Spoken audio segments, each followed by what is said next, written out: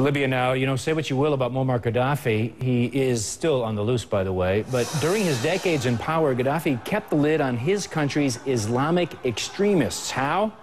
Easy. Islamic radicals were thrown in prison. We'll remember this from Wednesday. Anti-Gaddafi rebels freed a prison in Tripoli. Today, CNN has learned that among those liberated inmates are hundreds of men who are believed to be supporters of Al-Qaida. They're now on the loose.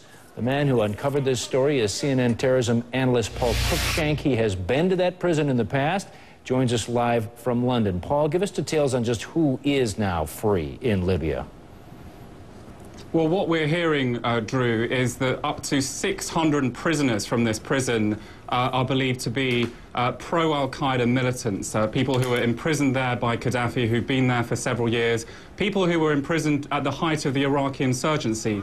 Many of these individuals, we understand, actually tried to go to Iraq. Some of them came back from Iraq after fighting against American troops there. So there are rather large concerns at the moment about who these individuals are and what they may do in the future, Drew. Is there any information on the personal strength of these people? Are these actual potential political leaders being released, or are these just fighters that Gaddafi threw in prison to get rid of? We know very, very little about who these people were. They never got trials, for instance. Some of them maybe just were thrown into jail by the Gaddafi regime. Other people perhaps had ties to Al-Qaida. These are young individuals that got out of jail. They're part of a sort of younger generation of radicals, sort of more extreme than some of the older generation of jihadists in Libya. The sorts of people that would support suicide bombings and that sort of thing. So because of that, there's quite a lot of concern. Are they going to join rebel ranks now, or are they going to try and fight outside the chain of command of the National Transitional Council? A lot is unknown at this point, Drew. I know you've been talking with a lot of experts and a lot of analysts. What is their greatest fear about these particular individuals being released? And I should also add, Paul, do the rebels who freed them, did they know who they were letting out of prison?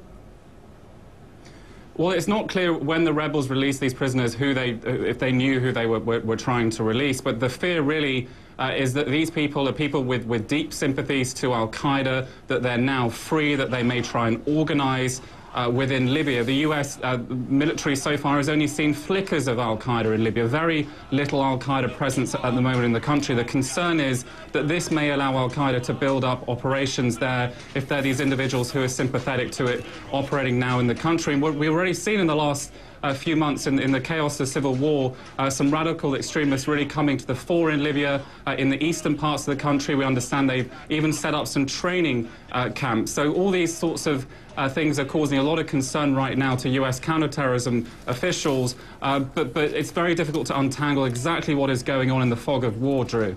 All right, Paul Cruikshank, certainly something to watch as we watch Libya, and you have a very detailed article. Is this posted already on our website, Paul? I haven't checked lately.